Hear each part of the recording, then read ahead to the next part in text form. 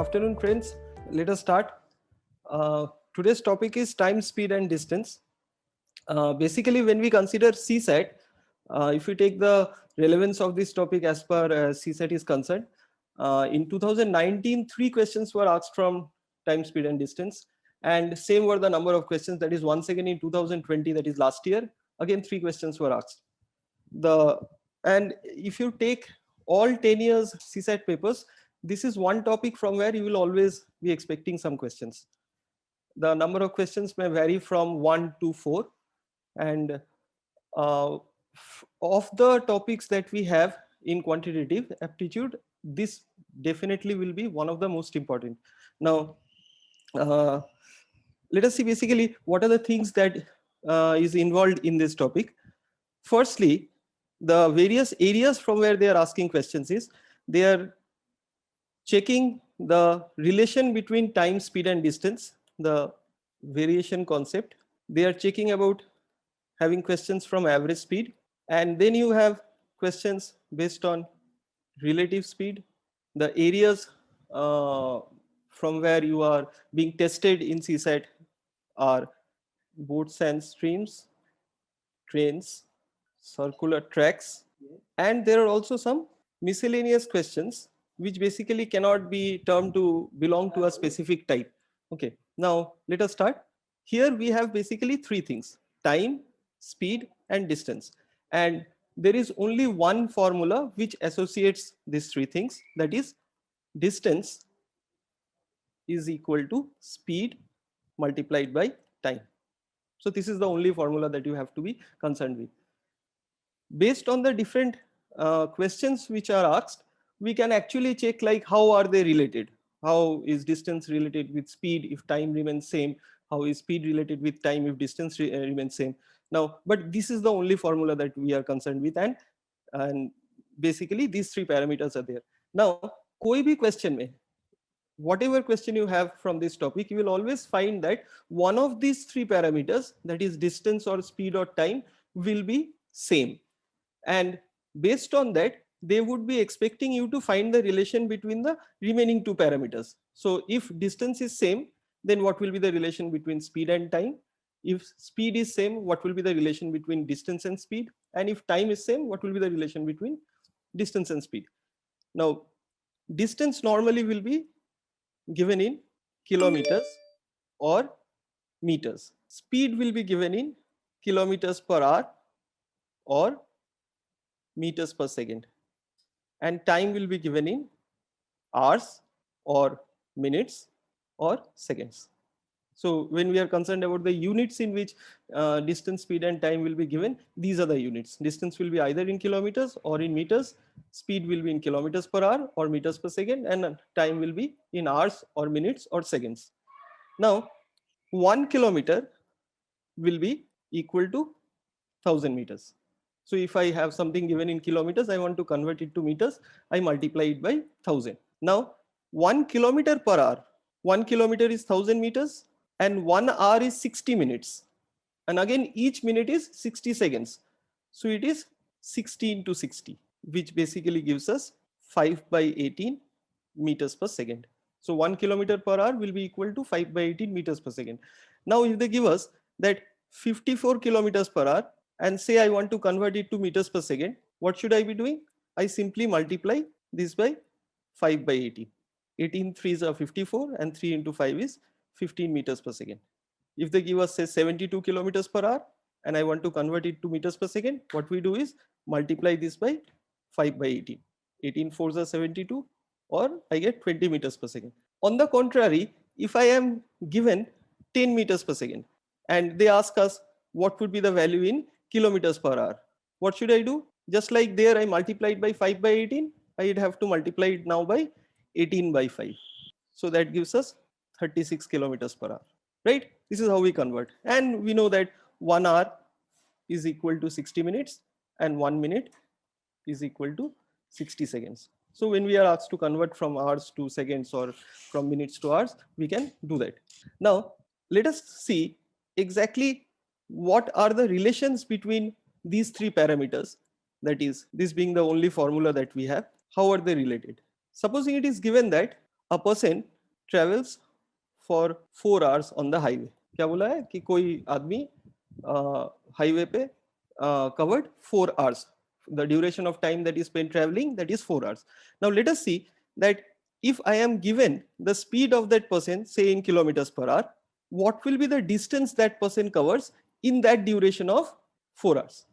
Now if he is traveling at say 10 kilometers per hour, every hour he will be covering 10 kilometers. So in 4 hours he'll be covering 10, 10, 10, 10. That is 4 times of 10, 40 kilometers. Now say he is not traveling at 10 kilometers per hour, he is traveling at 20 kilometers per hour. Means he has doubled his speed. From 10, now it is 2 times of 10, it is 20.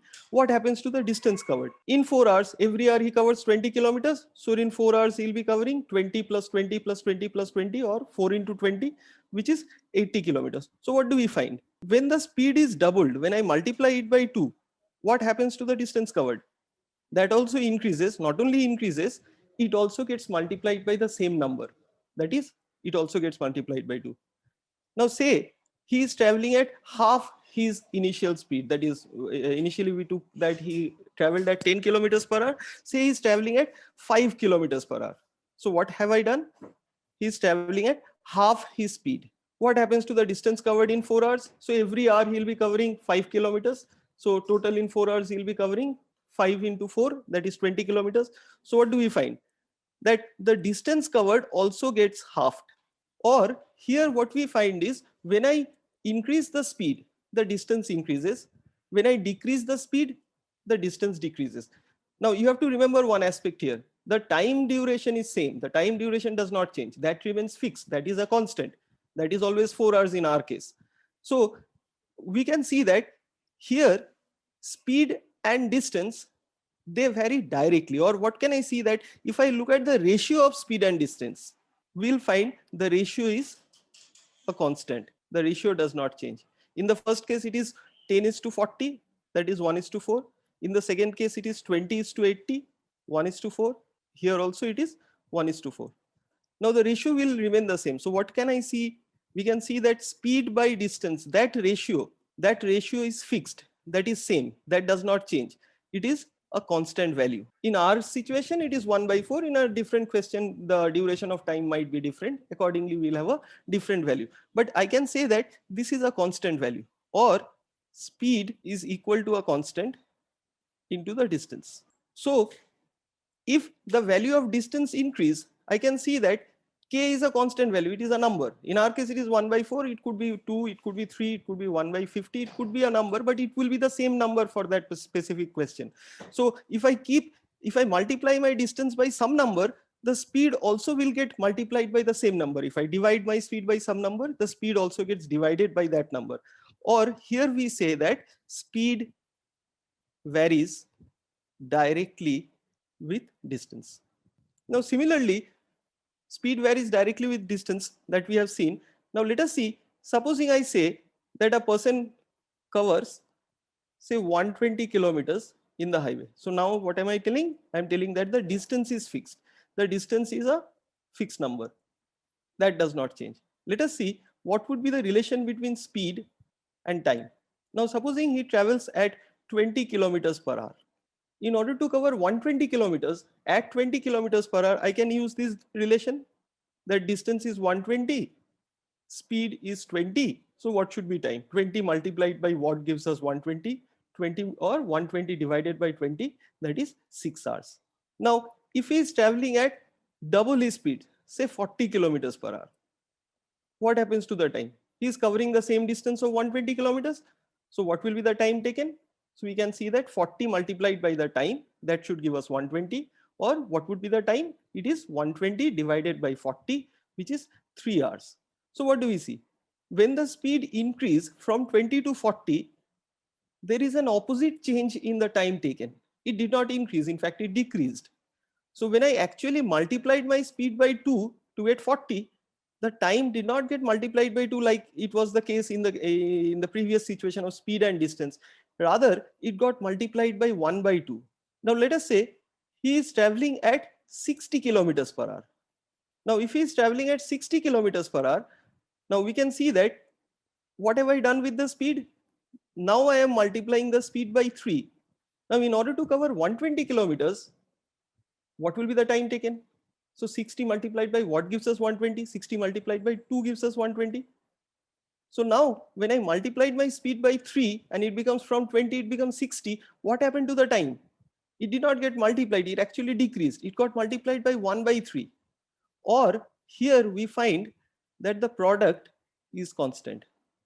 What do you mean by the product? Speed into time. That is 20 into 6. That is 120. In this case, 40 into 3, 120. 60 into 2, 120. That product is constant. Or speed multiplied by time, that product is a constant value, a fixed number. In our question, it is like 120. It might vary depending on the question that we solve. Now, if this is constant, we can now see that speed basically will be what? K by time. Now, as we keep increasing the value of the time that is in the denominator, what happens to the speed?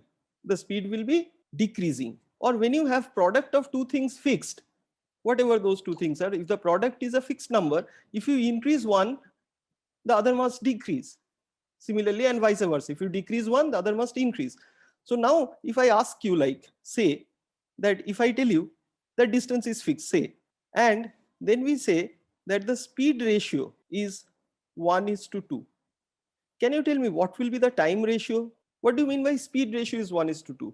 That is, if I take the first speed as 1 into some time, say, let us use a variable, say small t. So what will be the product? 1 into t. In the second case, the speed is 2. Let us say the time is denoted by capital T. Now what is the speed ratio? It is 1 by 2, and that is t by t. And what is the time ratio? In the first case we have small t, and in the second case I have capital T. So what is t? Small t is to capital T. We find that small t is to capital T is basically 2 by 1. This will be the reverse. So whenever the distance is constant, whenever the distance is fixed, distance does not change. And we know about the speed ratio, that speed ratio is something like 1:2. Immediately we should be in a position to comment about the time ratio. What should be the time ratio? It should be the opposite of it. It should be the reciprocal of it. It should be 2:1. So if the speed ratio is 3:4, is 3:4, immediately I should be in a position to say that the time ratio must be reciprocal, 4:3. And vice versa. If I know about the time ratio, I can comment about the speed ratio. Now here we see that this is called inverse variation. Like here we say that speed varies directly with the distance.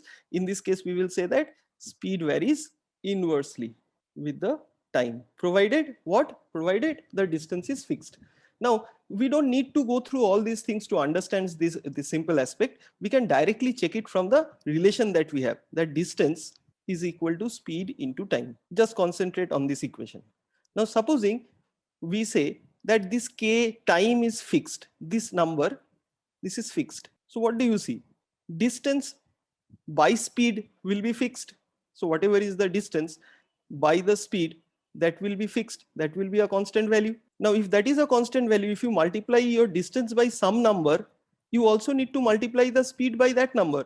Otherwise d by s value will change.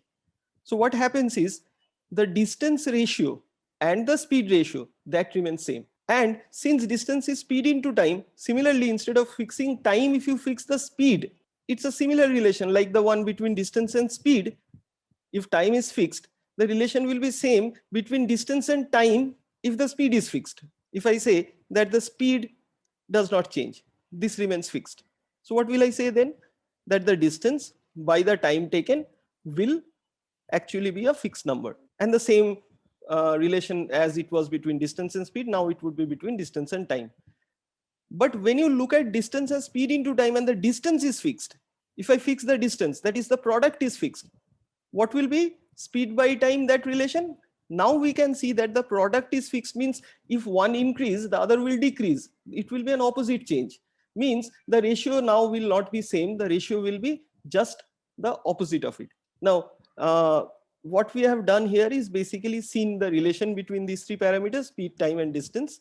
And we have seen that what are the units in which actually I express, how to convert from one unit to another. So let's revise it a little bit. We have only one equation, that is distance is equal to speed into time. Distance will be measured in kilometers or meters. Relation is 1 kilometer will be equal to 1000 meters. Speed will be either given in kilometers per hour or meters per second. Then 1 kilometer per hour will be how much? 5 by 18 meters per second. So from kilometers per hour, if I want to convert to meters per second, I multiply by 5 by 18. And if I want to convert from meters per second to kilometers per hour, I multiply it by 18 by 5.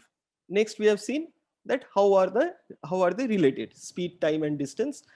In every question, you will find that one of the three parameters remains same, and they would expect us to find the relation between the other two parameters. What we have seen that if time is fixed, then distance and speed, they are directly related. What do you mean by directly related? The ratio of the distance and the ratio of the speeds, that will remain the same. If distance is fixed, then what about speed and time? The product will be a constant number because that is that distance which is fixed. So the ratio of the speed and the ratio of the time will not be same now, it would be just the reciprocal. So whatever is the ratio of the speeds, the opposite of that ratio will be the ratio of the times. Now let us check how do we actually apply this type of concept in solving questions which are basically modeled on past questions which was asked in CSAT. Now let us basically check this question. What are they giving us? Every day Manav walked from his home to his school and reached school sharp on time. So what are they telling us? That each day Manav is walking from his home to his school and is reaching school sharp on time. Neither is he late nor is he early.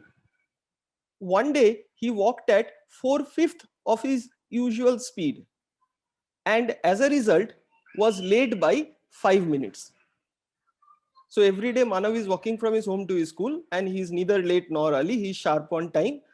On a particular day, he is not walking at that usual speed. He is walking at lesser than that speed. He is walking at 4/5 of that speed. And what is the result of that? Since he is walking at a slower pace, he would be taking more time. And how much more time is he taking? They are telling us that he is late by 5 minutes. Means he is taking 5 minutes more than what he usually used to take. Usually, how much time does he take to walk from his home to his school? So they are asking us usually how much time will Manav be taking on a normal day, that is when he is neither early nor late, that is when he is sharp on time. Now first let us see that we have only one relation here. What is that relation? That distance is equal to speed multiplied by the time. Now here the distance between his home and his school, that is always fixed, that does not change. So this is fixed, this does not change.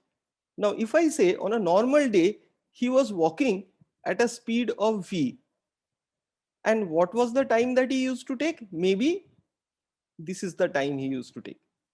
What is this speed into time? This is the distance between his home and his school, which basically is fixed, which remains the same. On this particular day, he is walking at how much speed? He is walking at 4/5 of that speed that he was walking on a daily basis. So he is walking at 4/5 of the speed. What happens to the time? When he was walking at usual speed, he was sharp on time. Today, when he is walking at a slower than that speed, he is taking 5 minutes more. That's why he is late by 5 minutes. Means he is taking, instead of t, he is taking 5 more than t. So what is this? This is the speed, this is the time. So speed into time, that is the same distance that we have. The distance is fixed, so both of them will be equal. Now we can see that VV cancels. What does that mean? It means this question has absolutely nothing to do with the absolute speed at which Manav was walking. So it could be whatever we can actually think of his speed being on an usual day. It does not matter what that value of speed, because anyway it gets cancelled. So multiplying both sides by 5, we will be getting 5t is equal to 4 times t plus 5, or 5t minus 4t, which is t, that is equal to 4 into 5, which is 20. And this is what we were asked, that usually how much time does he take? So usually he takes 20 minutes. Now say this same question, I don't want to solve it using this particular approach. I would rather try solving it using the ratio approach. Now what are they telling us? We have to first determine what is the speed ratio. They are telling us that on this particular day, he is traveling at 4/5 of his usual speed. So whatever speed he was traveling usually, he is traveling at 4/5 of that on this day. Means if I want to find what is the speed ratio, we can see that the speed ratio is what? 5:4. Or we know that today he is traveling at a slower pace, so it is decreasing. Since the distance is fixed, we know that speed and time, they are inversely related. If one decreases, the other increases. So if his speed ratio is 5:4, what would be the time ratio? It should be reciprocal, 4:5. So now I know that the time taken on an usual day and the time taken on this particular day when he is walking at a slower speed is 4:5. So can I say that the time taken by Manav, if it is 4K usually, today it is 5K. So what is that difference? How much extra time is he taking? So we can say that the difference is what? K, and they are telling us that he is taking 5 minutes more. He is late by 5 minutes. So this is that 5 minutes. So if K is 5 minutes, we can say that 5K will be 5 into 5, that is 25 minutes, and 4K will be 5 into 4, which is 20 minutes. What did they ask us? They are asking us usually how much time does he take? Usually how much time does he take? This is the usual time. This is the time he takes when he is late by 5 minutes. Now, whenever we are solving questions, it might appear in this specific question that, okay, why don't I take v into t and then 4/5 of v into t plus 5? Anyway, that also gives me the answer. But you need to be a little proficient with the ratio approach if you want to solve questions fast. So if you want to save time, if you want to do it in lesser time, then this must be the approach that you should look for. I hope this approach is clear. Okay. Yes, Shruti. Yes, Shruti. See, the ratio approach is basically telling us that on the first day, this is the usual day, and this is a particular day. Now, on an usual day, what happens is he is traveling at a certain speed. We don't know about that speed. So we are telling maybe that speed is something like v. On this particular day, they are traveling at 4/5 of that speed. And we have already seen that the distance that is fixed. If the distance is fixed and that is equal to the speed multiplied by the time, can we say that if I say that this distance is equal to, say, speed on the first day, let us call it as v1, and time on the first day, let us call it at t1, will be equal to the same distance when the speed is v2, and say in that scenario the time is t2. Now, since both these distances are same, can we say that v1 into t1 must be equal to v2 into t2, or v1 by v2 will be equal to not t1 by t2? You need to make note of this. It is equal to reciprocal t2 by t1. With that approach, that whatever is the speed ratio, the time ratio, if I want to say t1 by t2, that would be equal to not v1 by v2 but v2 by v1. So we are basically using this particular concept. So here, what is the ratio? So VV anyway, it's cancelled. If I multiply both sides by 5, what do I get? 5:4. And this is what? This is the speed ratio. And if the speed ratio is 5:4, immediately we can say that the time ratio must be reciprocal, ulta, opposite, 4:5. So in the first case, on an usual day, if the time taken was 4, then today on a particular day, the time taken is 5. But we don't know if the time taken was 4 and 5. We cannot take it as 4 and 5. That's why we are telling that the time taken, the ratio is 4:5, not the number 4 and number 5. So we are telling if this is 4K, then this will be 5K. That is, if the first day he was taking 4 hours, today he is taking 5 hours. First day if he was taking 4 minutes, today he is taking 5 minutes. But first day he could be taking 40 minutes. Today then he'll be taking 50 minutes. So we are not aware of exact times. We only know from the ratio perspective. Now, when we see 4K and 5K, he is taking something more today. How much more?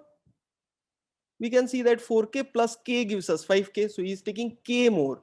We are already aware that he is taking 5 minutes more. Since on an usual day, he was sharp on time, and today he is late by 5 minutes. So he is taking 5 minutes more. So that is 5. And once I know that is 5, they are asking us about 4K. How much is 4K? K is 5. So 4 into 5, that is 20 minutes. So let us move to the next question. This is a similar type of a situation. I would like you to read the questions first. So let us see what is given here. Sam was an athlete, and every day during his practice run, he covered a certain distance d at his usual speed. So every day he covered a certain distance, a fixed distance d at his usual speed. On the day of the race, he covered the same distance d at a speed which was 50% higher than his usual speed. So what are they telling us? That on a normal day, he used to practice daily and he used to always cover this distance d, and the speed at which he used to cover, that was his usual speed on his practice run.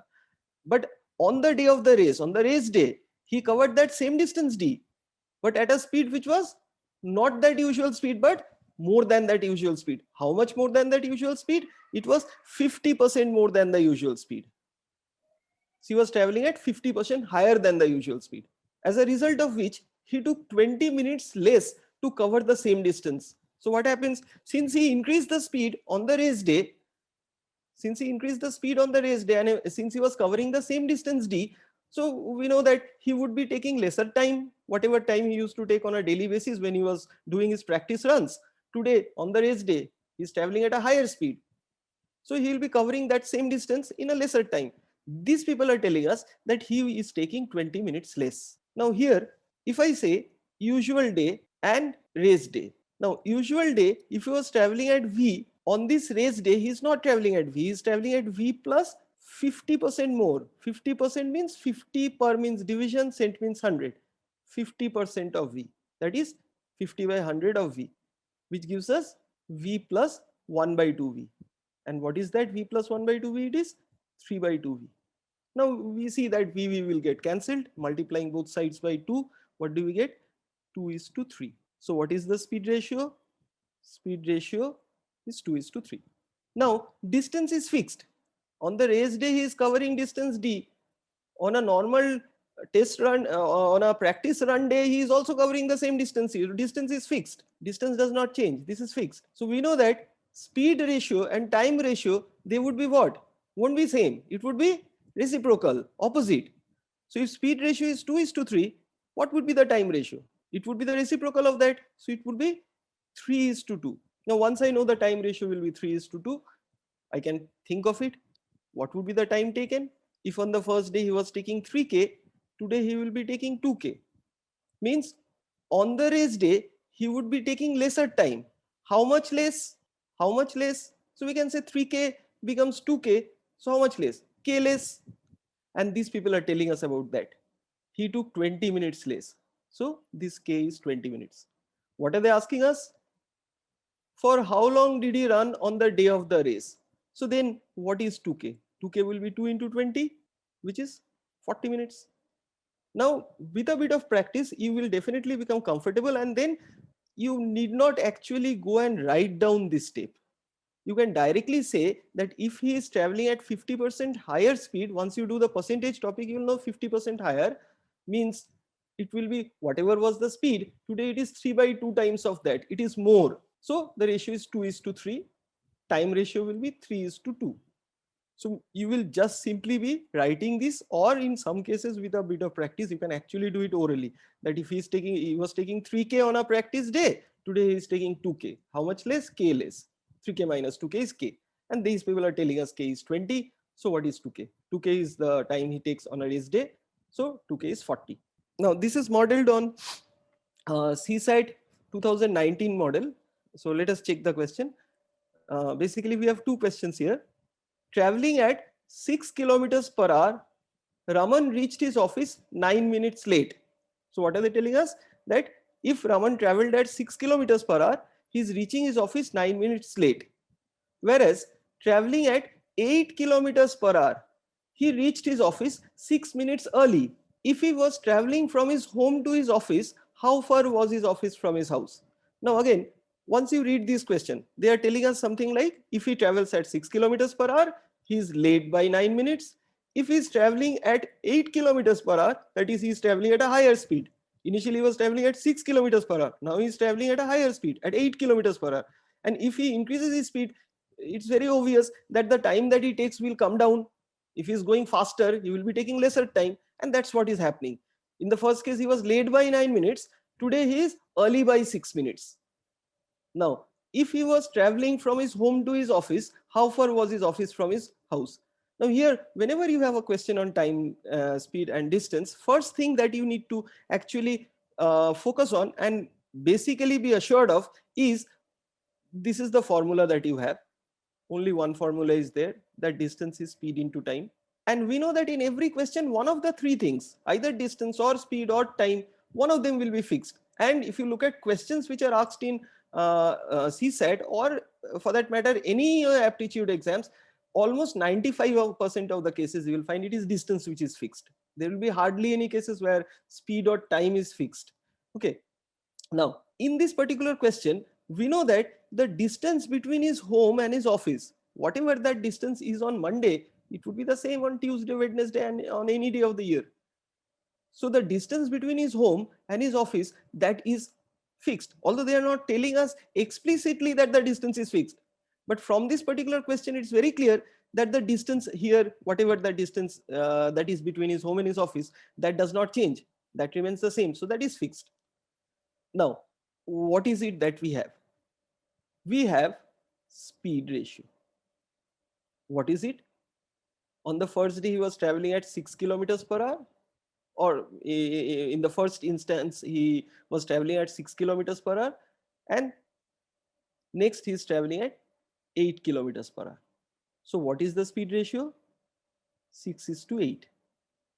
Or what is 6:8? I can divide both by 2 to get 3:4.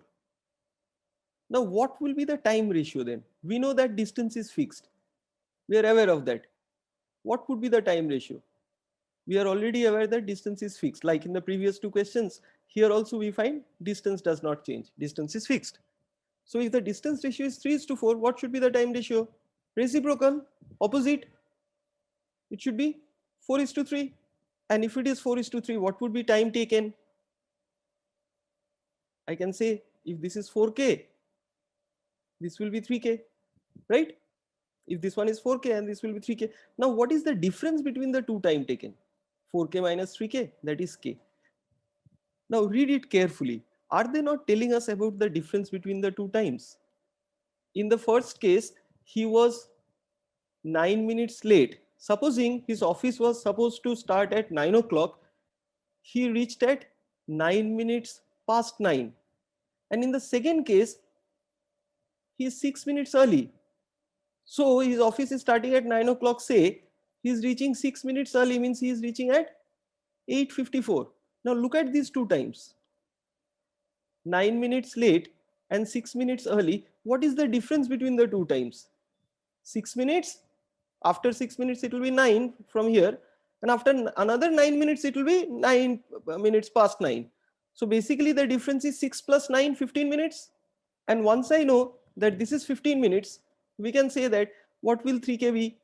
3 into 15, 45 minutes. And what will 4K be? 4 into 15, 60 minutes. So we know about the times, that is 45 minutes in one case and 60 minutes in the other case. Now look at this. Look at the first situation. Traveling at 6 kilometers per hour, he takes how much time? He takes 60 minutes. And what is 60 minutes? It is 1 hour. So speed is 6 kilometers per hour. Time is 1 hour. So what is the distance? We know that distance is speed into time. 6 into 1, which is 6 kilometers. That is what they are expecting us to find. That what is the distance? The distance is 6 kilometers. Right? Now there is one more question. In the previous question, how much time should he take to travel from his home to his school so that he is neither early nor late? So now what are they asking us? That what should be the time taken? So in the first case, he took 60 minutes and was late by 9 minutes. He took 60 minutes and he was late by 9 minutes. So how much time should he be taking so that he is not late? He's sharp on time. He should be taking 9 minutes less. This is what they're asking. How much time should he take to travel from his home to his school so that he's neither late nor early? So when he is taking 60 minutes, he is late by 9 minutes. So if he wants to be neither late nor early, he should be taking 9 minutes late. Then he'll be sharp on time. So we can say that he should take 60 minus 9, which is 51 minutes. Or we could have also taken the second case. When he's taking 45 minutes, he is early by 6 minutes. So he is reaching before time. How many minutes before time? 6 minutes before time. So if he wants to be neither early nor late, he should be taking 6 more minutes. So how much time should he take? It should be 6 minutes plus 45, which is 51 minutes. Now, why do I basically stress that you do it using the ratio approach? It's not a compulsory thing that you have to do it using the approach. You could have taken some other approach also. Like you could have basically taken D, and if he travels at 6, say usual time is T plus 9, you could have solved it by using an equation. But once you become familiar with the ratio approach, you will be able to solve questions definitely a lot faster than the crowd. Now, the objective should always be that I should be in a position to solve questions fast. I should try and solve questions in sub 1 minute. That should be the objective. Mostly if you are able to do that, because remember, in a testing situation, it won't be a normal, calm, cool mind that you have now. You will be a little tensed, and you can always, you will be checking that the timer is always on the decreasing mode. The time remaining in that exam will always keep decreasing. So you will not be a very calm, composed person at that point of time. You would be a bit shaky, bit nervous. So normally, whatever time you take on the testing day, you might be taking a little more time. Always you remember that it might be a little more. Now, always there will be some questions in the paper which actually consumes a lot of time. Some questions which are slightly difficult, but you may have to solve not all, but some of them. Now, in a situation like that, for questions which are easy, if you can save time in those questions, it always makes sense. You should always try doing that. Now, supposing someone wants to do it using an equation, someone could have taken the distance is D. Normally, if he's traveling at 6 kilometers per hour, distance by speed, that will be time. If I say usually he used to take T time, today he is taking 9 minutes late, so 9 minutes more. Now D is in kilometers, 9 is in minutes, so by 60. Similarly, if he is traveling at 8 kilometers per hour, he is taking 6 minutes before time, he is reaching 6 minutes before time, or he is taking 6 minutes less than D, since he is early by 6 minutes. And this is in kilometers, D, and this is in minutes, so I convert it to hours by dividing by 60. So if you take a equation form like this, you can easily solve it. From the first equation, if you subtract the second equation, T and T will get cancelled. 9 by 60 minus of minus 6 by 60. So it will be, and here you get 24. D by 24 is 15 by 60, which is 1/4.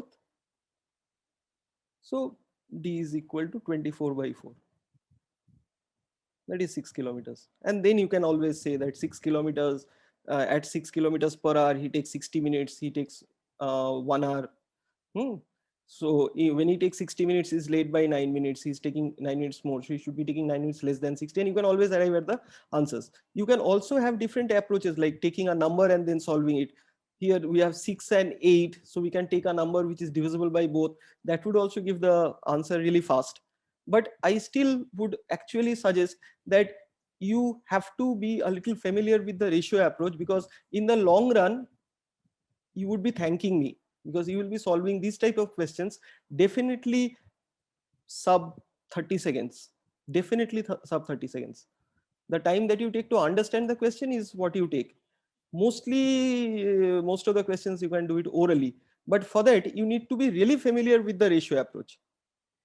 Okay, let us move on to the next one. Two cars, A and B, start simultaneously from point X towards Y with a speed of A being 4 times the speed of B. So they are telling us that speed of A is 4 times speed of B. This is given to us. A on reaching Y immediately turns back and starts moving towards X.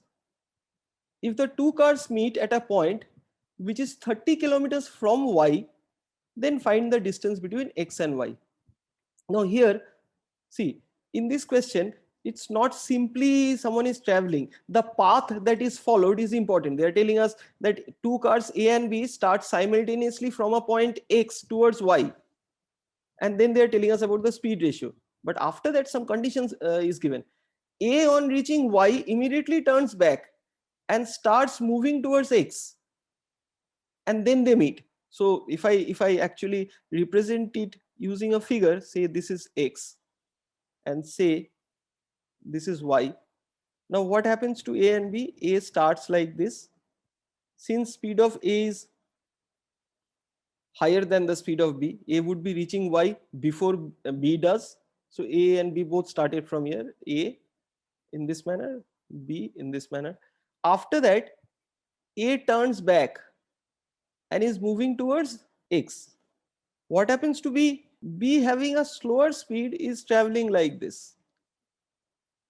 And they meet somewhere here. Now, when you actually read this question, you need to make sure that this figure that we have in front of us now, this figure is clear. So what is it? A and B both started from this point simultaneously at the same time they started. A's speed is what? 4 times the speed of B. So A is faster. So A would be reaching Y before B does. Once A reaches Y, this is what they are telling us. A on reaching Y immediately turns back and start moving towards X. So once A reaches Y, he immediately turns back and start moving towards X. Whereas B is actually coming towards Y. If the two cars meet at a point which is 30 kilometers from Y. So what are they telling us? That these two cars meet at a point which is 30 kilometers from Y. These people are telling us this distance is 30 kilometers. And what are they asking us? They are asking us the total distance between X and Y. Now, your job is, we know that there is only one formula. What is that formula? Every question in time, speed and distance, you have this as the only formula. The distance is speed into time. Okay. In this question, the distance covered by A and the distance covered by B, they are not same. As you can see that A's speed is 4 times the speed of B, so the distance covered by them will be different. Again, they are telling us that the speed of A and B, that is also not same, because A's speed is 4 times B speed. So their speeds are also not same. But from the time they started till the time they met, both were traveling. Think of the situation. From the time they started till the time that they met, both were traveling. So can't we say both traveled for equal duration of time? Whatever is the time that A spent traveling, it is the same that B spent traveling, because they started at the same time, they started simultaneously. And when they met, none of them were stationary, they were always in motion. So both of them have traveled for the same duration of time. So this is fixed. The time taken is fixed. Right? So this is the first thing that you need to, every question, this is the only formula. So my first job is what? Between these three parameters, speed, time and distance, what is fixed? Is it speed? Is it time? Is it distance? First, I need to focus on that. Get it very clear that, okay, of the three parameters for this specific question, which is fixed. Now we find that, okay, time is fixed. Now, if time is fixed, if the time remains same, now we need to see, they have already given us that ratio of the speeds. What have they given us? They have given us speed of A and speed of B. They are telling us it is 4:1, already given. Time already we know is fixed. Time will be same for both. What will be the distance covered by A and the distance covered by B? We need to figure out how much will that be. Now, if the time is fixed, supposing, see, if you look at the basically the relation between speed, time and distance, if the time is fixed, then we know that distance by speed, that ratio will be fixed. This is fixed. So whatever is the distance ratio, that will be the same as the speed ratio, or whatever is the speed ratio, that will be the distance ratio. But say you did not get this. You are not clear with, okay, how do I actually arrive at it? Now, can we say, since we know that the time is fixed, why don't I take some time? Say time duration for both of them is t. So can't I say distance covered by A and distance covered by B, it will be 4 times t and it will be 1 times t, that is t, because speed into time gives us distance. So if the speed is 4 and 1 and they travel for t time, then what would be the distance covered by them? A will cover 4t, B will cover t. So total distance that they cover together will be how much? 40 plus t, which is 5t. This is clear? Till this it is clear? All of us, is this clear till now? Right? Okay. Now look at the distance between x and y. If you are considering both A and B traveling, both the cars traveling together, what is the total distance covered by them? Can I say that the total distance covered by them from here to here, A himself has covered the distance between x and y, and in the second line, if I take from this point to this point, part of it is covered by B and the remaining is covered by A. But here also I find together they are traveling the distance between x and y. So can I say the total distance both of them together covers is 2 times the distance between x and y? Look at the figure carefully. The total distance covered by them is basically twice the distance between x and y, because here A covers the distance between x and y, and in the second case I have two lines, isn't it? The first line, it represents the distance covered between x and y, and the second line also represents the distance covered between x and y. So together if I see what is the total distance covered by them, this is 2 times the distance between x and y. So the total distance, this 5t, is 2 times the distance between x and y. So can I now say the distance between x and y is what? Half of 5t, which is 2.5t.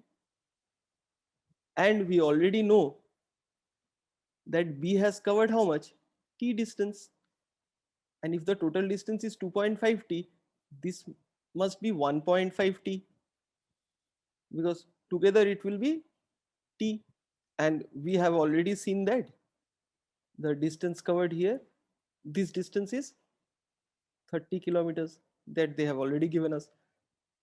So from the figure it is clear now. What is it clear?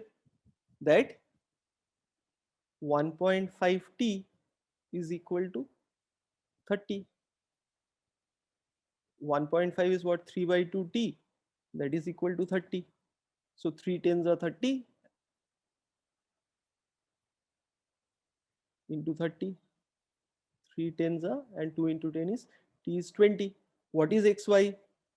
Xy is 2.5t. So 2.5 into 20, which is 50 kilometers. So we can say that the distance is 50 kilometers, right? Once again, let us go through it once again. Now, firstly, what is it that we know? Two cars A and B start simultaneously from a point X towards Y, with the speed of A being 4 times the speed of B. So these people are telling us that there are two cars, they start simultaneously from X, this is what where X is and this is where Y is. They start simultaneously at the same time. What else is given? Speed of A is 4 times that of B. Then they are telling us A on reaching Y immediately turns back, start moving towards X, and on the way A meets B. At what point did A meet B? This they are telling us that the point is 30 kilometers from Y. So this meeting point is 30 kilometers from Y. And they are asking us the distance between X and Y. So first what I say is, first I determine that of the three parameters, speed, time and distance, speed already they are telling us is not same, because one have 4 times the speed of the other one. Distance, as we can see from the figure itself, it is clear that distance traveled by A and distance traveled by B, that is also not fixed, it is not same, it's different. But from the time they started till the time they met, both have traveled for the same duration of time. So time is fixed. And once time is fixed, we can always say distance ratio and speed ratio must be same. And if distance ratio and speed ratio is same, from there I can say that the speed ratio for A and B is what? 4:1. So distance ratio must also be 4:1. So 4k for one person and k for the other person. But even if I don't understand this, I can take this time duration as t. Then distance traveled by A will be, say, A speed is 4, B speed is 1, 4 into t. For B it is 1 into t. So total is what? 5t. From the figure we try and understand this, that when I look at the figure, together the total distance covered by both A and B is what? This is the distance between x and y once. This is the distance between x and y second time. So they are covering the distance between x and y 2 times. So together the total distance covered between x and y is 2 times the distance between x and y is covered by both of them. So we say that this total distance covered by them 5t is 2 times x and y. So the distance between x, y, that is what? Half of 5t, which is 2.5t. Then we know that if this is v has covered t and the total is 2.5t, so the remaining part will be what? It would be 1.5t, because 1.5t plus t will be 2.5t. And if 1.5t is 30, from that I get t as 20. And if I know t as 20, 2.5t will be 2.5 into 20, which is 50. Clear? The question is a bit applied, but I think if you get the figure correctly, I don't think this will be an issue. Okay. This question is also an application of ratio. Can you try this question once? Just give it a try. Jayashree, how much time should you give per question? See, basically your objective is to get the qualifying marks, and it would always be safe if you get something like, say, 15 more than the qualifying marks. Now, let us say the qualifying marks is 33 1 by 3%, that is 66.66 or 67, say. And 15 more than that means I would expect you to have something like, say, 80-85 range. Now you have how much time? You have 120 minutes. And in 120 minutes, you are aiming for 80 score. But you may have some errors. So I'll always say that maybe you consider that 10 questions I make mistakes. So let us say 90 questions is what you attempt. And of the 90 questions, 10 questions will be mistakes. And so it will actually come down. Now, in a situation like that, for 90 questions, if you have 120 minutes, that gives you exactly around 60 plus 20, 80 minutes, 80 seconds per question. 80 seconds, you can take it as 90 seconds, or 1.5 minutes is ideally what you should be taking to solve a question. But always remember that there will be something 1.5 minutes, exactly 1.5 minutes. But always remember that there might be some questions which you solve in 30 seconds. So always you will have the privilege to give something like 2.5 minutes to some of the questions, but it should not be too many. It should be something like, maybe you should limit your to maximum of 10 questions like that, where you actually exceed 2 or 2.5 minutes, right? To avoid negative marking, you need to actually be a little conscious that you should not be making mistakes. You should not take up questions which you are not sure of. That would make sure that you avoid negative marking. So ideally you should be selecting easy questions from the paper, solving those questions first from your comfort area. You will be strong in some of the areas, some of the sections also. Maybe you are strong in, say, verbal, or you are strong in say the logical part, or you are strong in quant. Whatever you are strong in, ideally it would be safe if you go and solve a lot of questions from that area. After that, you have to be a little selective with the area that you are not very good at. There you have to be prudent. You don't actually go and try attempting all the questions. You select questions and attempt. So you will avoid negative marking if you follow any approach of this type. Anyway, let us try and do this question. The question is, there is a dog inside a tunnel XY at 2/5 the length of the tunnel from end X. A train is approaching the tunnel such that it enters the tunnel via end X and exits via end Y.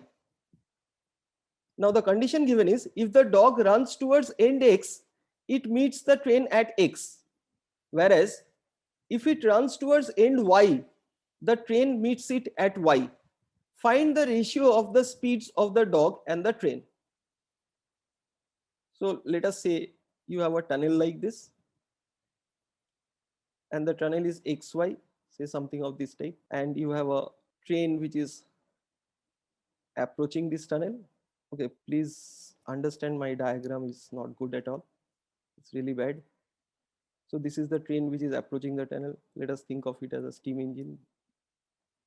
And here you have a dog, right? So some scenario of this type.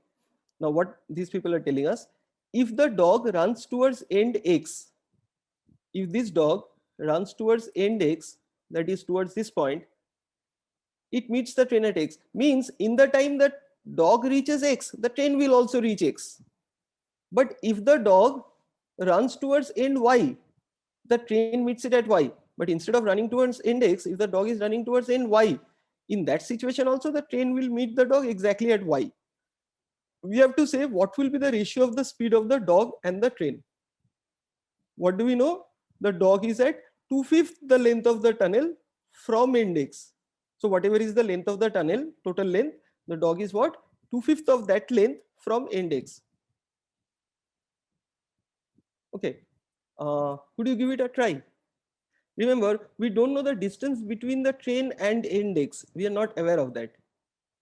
Okay, let us do it together. Let us do it together.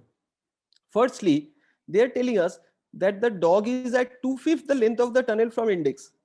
So if I say length of the tunnel is 5, say this is X and this is Y, and length of the tunnel is 5, where will the dog be? It will be 2/5 of 5. And what is 2/5 of 5? 2. So this will be 2. Here we have the dog, right? Now, if this is 2, we know that the remaining distance, this must be 3. Clear? Now think of this situation. In the time the train reaches X, the dog covers how much? 2 units, because the dog also reaches X. Isn't it? So by the time the train was somewhere here, say initial situation was something like this. This was the train. So by the time the train reaches X, this point, the dog will cover 2 units and dog will also reach X. Now if the dog is running towards X, in that time dog will cover 2 units. But instead of running towards X, if the dog is running towards Y, by the time the train reaches X, the dog will cover what distance? Can you see the video? Jayashree, is the screen visible? You can see the video, right? Okay, right. Okay, let us continue. Now think of it, that by the time the train reaches X, the dog covers 2 if the dog is running towards X. But if the dog is running towards Y, by the time the train reaches X, the dog will cover what distance? Does it matter in which direction I run? Or is it my speed which decides how much distance I cover? Is it like if I run on a road, if I running towards north, I cover a distance which is different from that which I cover if I am running towards south? No, it depends on my speed.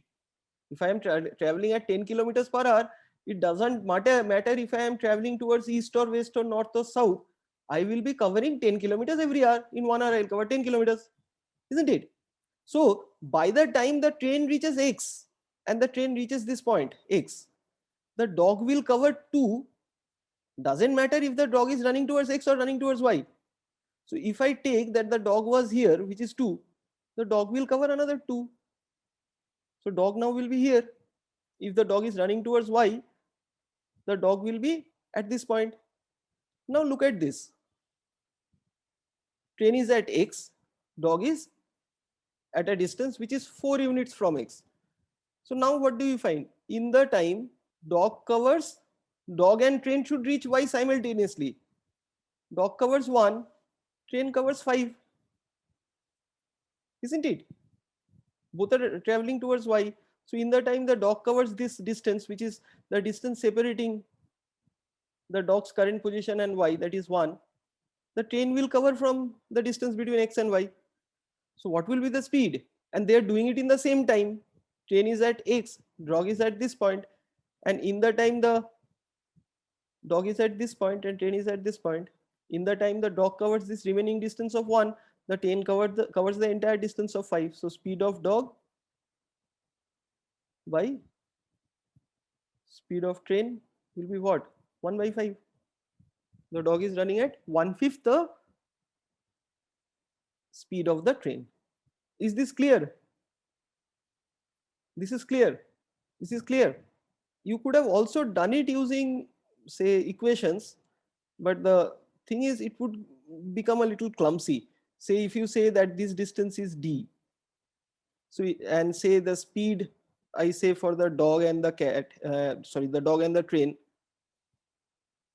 is d and t, then in the first case you will get d by speed of the train equal to 2 by speed of the dog. In the second situation, d plus 5 by speed of the train is equal to 3 by speed of the dog. From the second equation, if you subtract the first equation, you will get d by t will cancel, 5 by t, which will be 1 by d, which will give you d by t is equal to 1 by 5. But it won't be very easy for someone to form these equations, as I have seen. Like with my experience, I can tell you people might find it a little difficult to get that equation formed directly. But if you actually take the ratio wala approach, this definitely simplifies the question. It becomes really easy. So what did we do in this question? First, what we did is we took since they are telling us 2/5 the length of the tunnel, so we took the tunnel's length as 5. And what is 2/5 of 5? It is 2. So from there we determine that this part is 2 and the remaining distance must be 3. Only then the total distance will be 5. Now after that what we see is the dog is 2 units from x and 3 units from y. And we have a train which is approaching that end x. So this is the train. So in the time the train reaches x, whatever be the distance, the train covers that distance and reaches x. The dog covers 2 units. Now if the dog is running towards x, if it covers 2 units, instead if the dog is running towards y, it would cover the same 2 units because the speed of the dog remains same. It doesn't matter if the dog is running towards x or running towards y. If its speed is same, the dog will cover the same distance, that is 2 units, even if it runs towards y. So in the second situation, when they are telling us that if it runs towards y, the train meets it at y. So if it is running towards y, by the time the train reaches this point x, the dog will cover 2 units and it will reach a point where it is 1 unit from y because total is 5. So now after that the scenario becomes train will be covering the distance from x to y, that is 5 units. In that same time, dog will be covering the distance of its current position and y, that is 1 unit. So in the time dog covers 1 unit, train covers 5 units. So in the same time, whatever the dog covers, the train covers, the dog is covering 1/5 of that distance. So its speed must be 1/5 of the train. That's why it is covering 1/5 of the distance. Train is covering 5 and dog is covering how much? 1/5 of 5, 1. So speed ratio must be 1:5. Clear? Now average speed is given by total distance covered by total time taken to cover that distance, whatever be that distance. So that is the relation of, that is how we find average speed. Now say I have a point A and I have a point B, and the distance between A and B, say this distance is something like 60 kilometers. Now think of a car traveling from A to B at 30 kilometer per hour, and the same car returns from B to A at 20 kilometers per hour. So what is the situation? There is a car which travels from A to B at 60 kilometers per hour, at 30 kilometers per hour while going from A to B, and then on its return journey it comes back at a speed which is 20 kilometers per hour, and they ask us what is the average speed. So how do we find the average speed? We will say the average speed will be equal to the total distance. What is the total distance covered? From A to B, the car covered 60 kilometers. Again from B to A, the car is covering another 60 kilometers. So the total distance is what? 60 plus 60, that is 120 kilometers. And what is the time taken? We know that time is distance by speed, that formula, distance equal to speed into time. So time taken at 30 kilometers per hour will be what? Distance is 60. This is the time taken. And speed is 30, that is 2 hours. And the time taken at 20 kilometers per hour will be what? Distance is 60 and speed is 20. So it is 3 hours. So we can say time taken is 60 by 30 plus 60 by 20. So this gives us 60 plus 60, which is 120, divided by 60 by 30 is 2 and 60 by 20 is 3. So 120 by 5, which is 24 kilometers per hour. This is the average speed. Make a note, it is not 20 plus 30 by 2. It is not 25, but it is 24. Now think, the distance that the car traveled while going from A to B and the distance that the car traveled while coming back from B to A, both the distances are same, both are 60. So instead of that distance being 60, had they not given us that distance, okay, we are running out of space here, maybe I'll use a different color. Say that distance is not given to you. So can I say average speed in that situation, let us say that the distance is d. So while going from A to B, it will be d. While coming back from B to A, it will be d. While going from A to B, the time taken is d by 30, like here we have 60 by 30. If I take the distance instead of 60, it is d, it will be d by 30. And while coming back, it will be d by 20. So what do we find? 2d by d 1 by 30 plus 1 by 20.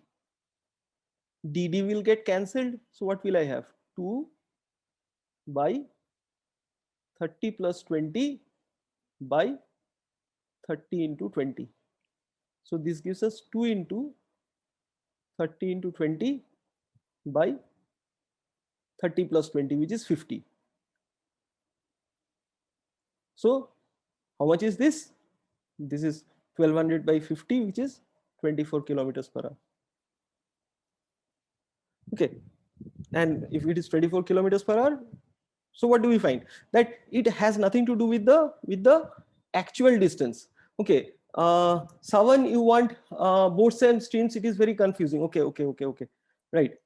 Let us take a simple question on this thing, average speed. We'll get back to this thing, boards and streams after that. Now, a bus covered 1/3 of the journey time at 24 kilometers per hour. Next 1/3 of the journey time at 30 kilometers per hour. And the rest at 48 kilometers per hour. Find the average speed of the bus over the entire journey. So what are they telling us here? Are they telling us about the total distance? No. They're telling us that whatever is the total time that the bus takes to cover the entire journey, 1/3 of that time it traveled at 24. 1/3 of that total time it traveled at 30. And if you take 1/3 and 1/3, that gets us 2/3. So what remains is again 1/3. And whatever is the rest, that is also 1/3 of the total journey time at 48. And we need to find the average speed of the bus over the entire journey. What do we know? Average speed is total distance covered by total time taken to cover that distance. So anyone, what will be the average speed? Okay, let us do it together. Now, here 1/3 time the speed is given as 24. 1/3 time the speed is given as 30. And 1/3 time and 1/3 time, if you take, that is 2/3 time. So what remains is also 1/3 time. The speed is given as 48. Now I will be simplifying this question, and it would become really easy for me to calculate if I make a small assumption or a small tweak. If I take the total journey time as a number which is divisible by 3. And what's the easiest number that I have? 3 hours. So now I will know that time spent at 24 will be 1 hour, at 30 will be 1 hour, at 48 will be 1 hour. And this question becomes really easy. So what is the total distance traveled? 24 kilometers per hour at 1 hour. 24 into 1, that is 24 kilometers. Speed is 30 kilometers per hour. Time is 1 hour. So 30 into 1, that is 30 kilometers. Speed is 48 kilometers per hour. Time is 1 hour. 48 into 1. And the total journey time, we have already taken it as 3. So 24 by 3 is 8. 30 by 3 is 10. And 48 by 3 is 16, which is 34 kilometers per hour. One more small question on average speed, and then we will take the concept of boats and streams. Okay, someone, average speed jab le hi liya hum log, so let us complete this one and then we'll go on to boats and streams. Now, a car covered 1/3 of the total distance at 12 meters per second, 1/3 of the total distance at 15 meters per second, and the race at 20 meters per second. Find the average speed of the car over the entire distance. So what are they telling us? That 1/3 of the total distance at 12 meters per second.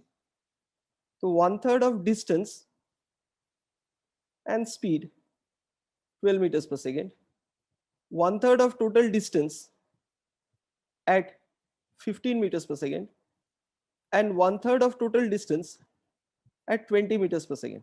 And we are asked like what will be the average speed. Now think of it. If I want to do this question a little, not getting into the problem of like 1 by 3 d by 12 distance by speed gives us time. If I don't want to get into all those, if I want to simplify it and do it a little fast, so I should think of the distance to be some number, so that the number is divisible by 12, divisible by 15, divisible by 20.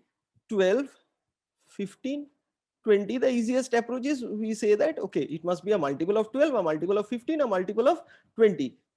We normally say so it is a common multiple and the least common multiple of these three numbers. But say I am not very sure of how to find LCM, then what do? Take the biggest of the three numbers, the largest among them, that is 20. Is 20 divisible by 12, 15? No. Try 20 into 2. Is 40 divisible by 12, 15? No. Try 20 into 3, 60. Is 60 divisible by 12? Yes. 12 into 5 is 60. Is 60 divisible by 15? Yes. 15 into 4 is 60. So if you take these distances as 60, I mean the total distance will be what? D. So average speed will be equal to total distance, which will be 60, 60, 60. Total time is distance by speed plus distance by speed plus distance by speed. So 60, 60, 60, that gives you 3 into 60, 180, and 60 by 12 is 5, 60 by 15 is 4, 60 by 20 is 3. So it is 180 by 12, which is 15 meters per second. The question will become easy if we take a number for a situation of this type. Now, okay, everyone, this is clear? Average speed concept is clear? Average speed is given by what? Average speed is total distance covered by the total time taken. Total distance by total time. This we need to remember. Right? Okay. Someone, let us move on to boats and streams. Yeah, we have enough space. See, in boats and streams, the difficulty that one might face is because when we are actually talking about a car moving at 10 kilometers per hour, we only think that the car is in motion. We don't think that the ground is also in motion, because we say the speed of the car with respect to the ground being stationary. But if you are actually observing from outer space, the ground is not stationary, because we are on the surface of the earth, and the earth is not something which is stationary, it is also rotating. So earth also is in motion. So actually we think of it in that situation, but that is not the case always. So when a car is in motion from outer space, if you look at it, the earth will also be appear to move and the car will also be moving. When it is boats and streams, that becomes a reality, because the stream is in motion and the boat is also moving. Now we always know that any liquid will, as per gravity, will flow down the stream. So every river that you have, finally every river goes and meets the sea. And if you look at the slope, that rivers start from mountains and slowly they flow down the stream and finally reach the sea. So water flows down the stream. This is one thing that we need to be sure of. Now here basically when we try solving questions, there are only two things that we need to be concerned with, that is speed at which the boat is rowed, because that would be under the control of the person who is rowing the boat. Now speed at which the boat is rowed, they won't be terming it in that manner. They'll say speed of the boat in still water. It is actually speed at which the boat is rowed. Okay, so speed of the boat in still water, this will be something they will be talking of. And the other one will be speed of the stream. Speed of the stream means if you are on a river, then the water in the river, that won't be stationary like you see water in a pond or water in a lake, where the space is bounded and the water is contained within that bounded space. Then the water is stationary. But if it is not so, if it is a river or a stream, a small stream for that matter, the water will not be stationary, the water will actually be moving. And if you have actually swimming, and if you have actually tried it ever in a river, then you'll get a very clear idea of what we mean by speed of the stream. But if you don't know swimming, please don't try that. So let us say the speed of the boat in still water is x and the speed of the stream is y. Now since water is flowing down the stream, think, okay, please bear with me, my diagram is not good, okay, but still I am trying. Say this is a person who is rowing this boat, okay, and he is rowing it at a speed of x. Let us take a number. Let us say he is rowing it at a speed of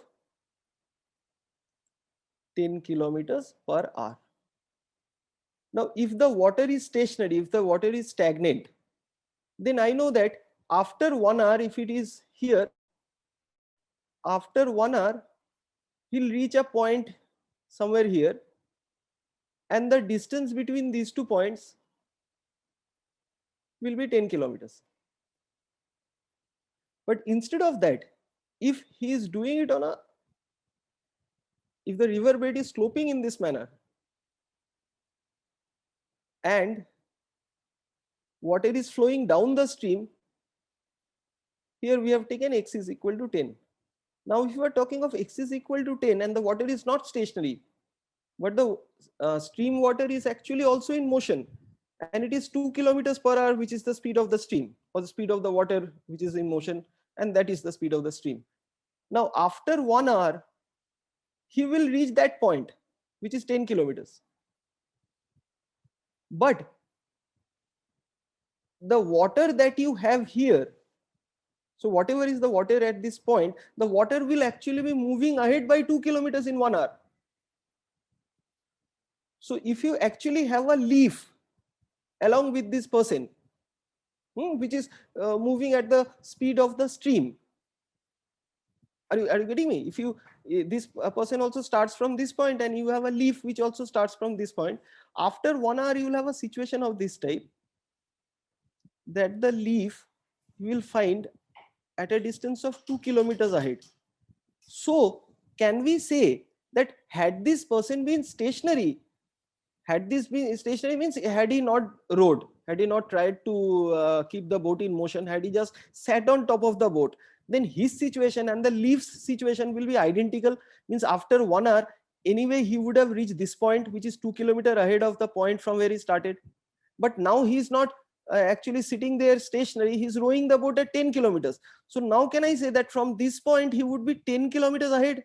So effectively what you will find is he won't be just 10 kilometers ahead, but he will be 12 kilometers ahead. So this is what we say relative speed downstream. What is it?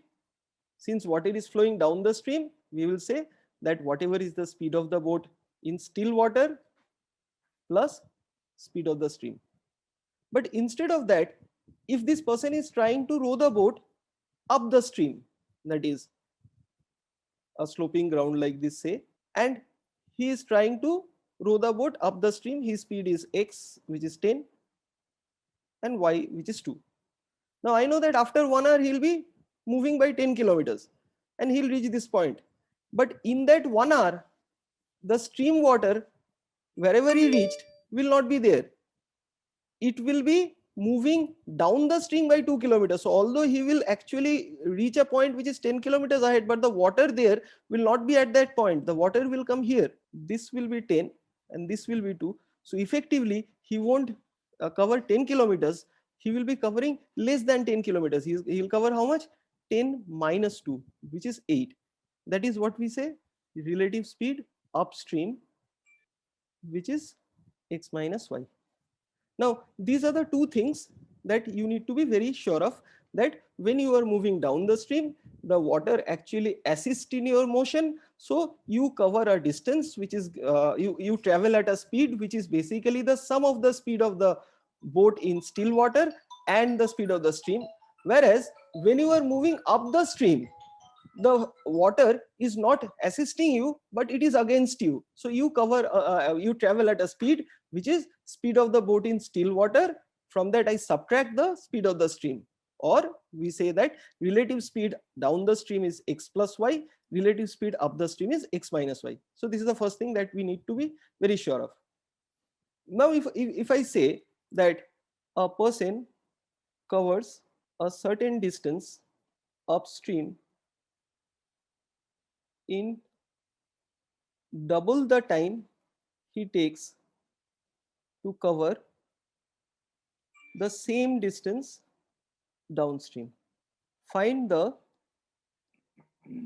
ratio of the speed of the stream and the speed of the boat in still water. Say they give us a question of this type, that a person covers a certain distance upstream in double the time he takes to cover the same distance downstream.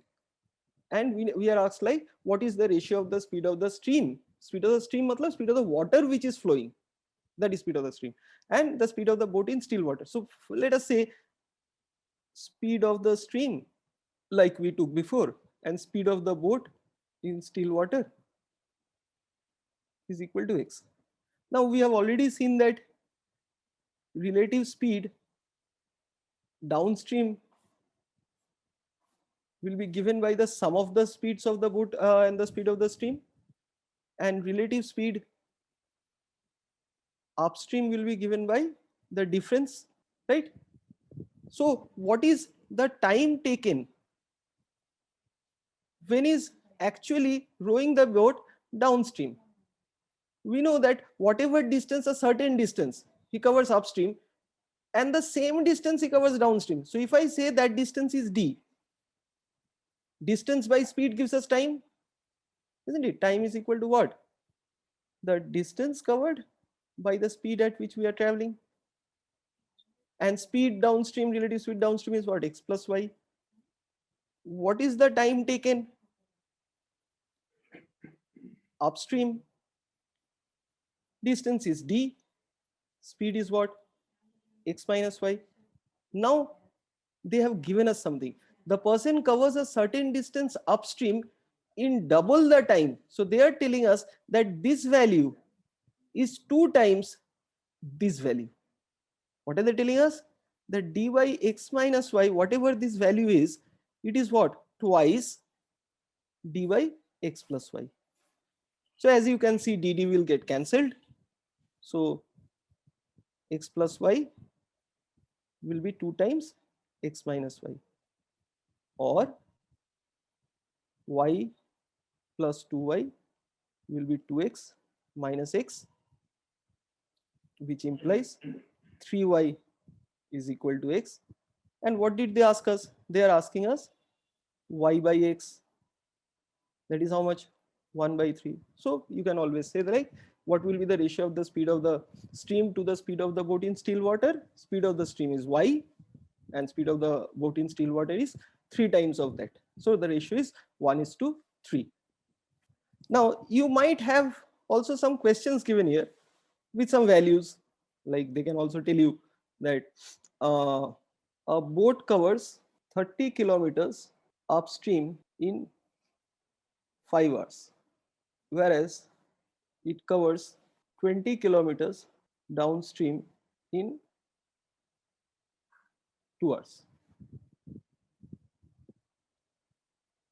Find the speed of the stream in kilometers per hour.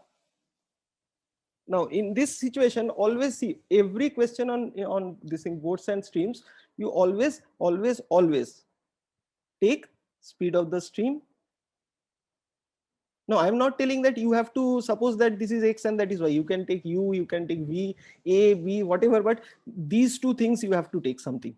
Speed of the stream if it is y, and speed of the boat in still water if that is x, then what will be relative speed downstream?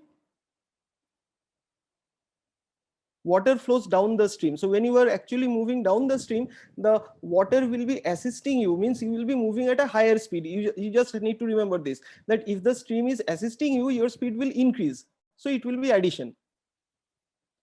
But when you are going against the flow of the stream, you are moving opposite to the flow of the stream, your speed will decrease. So you won't be moving at the speed at which you are rowing the boat in still water, but you will actually move at a speed which is lower than that. So it will be subtraction there. Now here what is it given? That a boat covers 30 kilometers upstream. So distance is 30 kilometers. What is the speed? Relative speed upstream? X minus y. This is given as 5. And the boat covers 20 kilometers. So distance is 20. What is the relative speed downstream? X plus y. This is given as 2. So you have two relations, two equations here. So cross multiplying, you will get x minus y is 30 by 5, which is 6. Say this is equation 1. Here cross multiplying x plus y will be 20 by 2, which is 10. This is say equation 2. Now you have two equations, x plus y is 10 and x minus y is, so after that you can easily solve it and say, so if you add y gets cancelled, 2x is equal to 16, implying x is equal to 8. And if x is equal to 8, 8 plus what gives us 10? So you can say y is equal to 2. So what is the speed of the stream in speed of the stream? It is 2 kilometers per hour. Someone clear? Someone clear? Okay. Okay. See, we can continue and continue and continue and continue. But what I mean to say is, basically, I also need to give you some information that we are starting our classes from the 4th of next month, and we'll have this is a crash course. We'll have 30 sessions for you. Every session you will have a class worksheet being taken during the class session is going on. You will actually have access to that worksheet, and then you will be given assignment worksheets pertaining to every class. So each class you will get assignment worksheets, and you need to actually be a little prompt in solving the assignment worksheets and definitely asking us for doubt sessions. And we would be eager to give doubt sessions. You can ask as many doubt sessions that you want to, and we'll be there for you. The sessions will be held normally in the afternoon or evening session. I am not sure of the timings, Mostly I think evening time we will have classes. I cannot assure you exactly what time it would be. I need to also talk with some of our members to make sure of that, but it would be with mutual consent. It won't be something which we decide. It would be, you also have to tell us about your comfort timings, and we'll decide with consent of everyone. Now the timings as of now, what I know is from 5 o'clock we'll have these classes. Okay. And we also expect you to make sure that you make best of the available course that we have. We'll cover every area in CSAT, and we are taking these questions. If you consider all the questions that we take in the class and also the assignments, you are assured of one aspect, that you are solving all last 10 years CSAT papers. And also, if you count the total number of questions given in CSAT, the number of questions that we will be given you will be something like 3-4 times of that. So you will also be doing some questions which are developed on similar models which has been asked in CSAT. So this will definitely make sure that you have a very comprehensive preparation about CSAT and the types of questions which are asked. Means you will be really comfortable with the different models which are asked. But there is something in quotation, you also need to travel with us. Like once a class is over and the assignment is given to you, we expect that you solve that assignment within that deadline window. So let us keep a window of something like 3-4 days sort of. Within that window you solve the assignment and you come back to us with your doubts. Doubts can be from any area, in whatever order you want to ask. We will have accordingly doubt sessions arranged and we'll solve the doubts accordingly. Okay, so this is what we have as plan as of now. Now if you have anything more to add to it, you can always get back to us. You can always give your suggestions. We are eager to listen to each one of you. Whatever you have to say, we definitely would like to talk with you. So let us make the best of it. Let us all put our best foot forward and make this particular crash course count in our life. Let us not take it for granted, because I can definitely on my behalf and my colleagues who would be taking your classes, we can assure you that if you take this course seriously, it's definitely assured that you don't have any problem clearing the cutoff marks. Will we have personal doubt sessions, sir? Personal doubt session, see, what we would like that on an individual basis, one at a time. Rather than that, we would always prefer that some of you getting together with doubts from a particular topic, and we will be clarifying that. If you want it on a one-on-one basis, maybe in a written form, if you are answering those doubts, it would be okay. But if you want a session only for yourself, I think that might be a little difficult from our side, because you may have, say, something like 15 people having doubts in time and distance. So rather than giving 15 sessions to 15%, we would always like to have one session. Of course, the doubts needs to be similar. It cannot be like you have some particular area in time and distance and someone else has some other area. But if the doubts are of similar type, we would like to address it in one go rather than having different session for the same doubts. Okay, friends. So let us call it a day. Thank you.